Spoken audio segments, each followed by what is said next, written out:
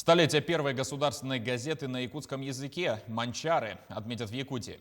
Круглый стол по организационным вопросам организовал региональный союз журналистов. Основное праздничное мероприятие планируют провести в июле. Оно будет приурочено ко Дню национальной печати.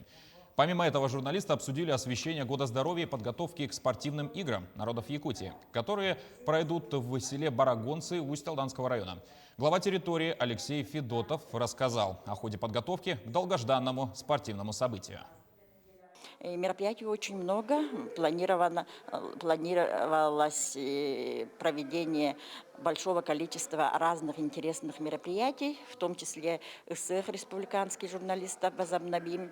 Также конкурсы проводим, круглые столы. Конечно, от журналистов зависит многое. Мы, как говорится, глаза и уши общества, поэтому сейчас уже должны довести до населения, что в 2022 году состоятся эти игры в Усть-Алданском районе и что идет подготовка, большая подготовка.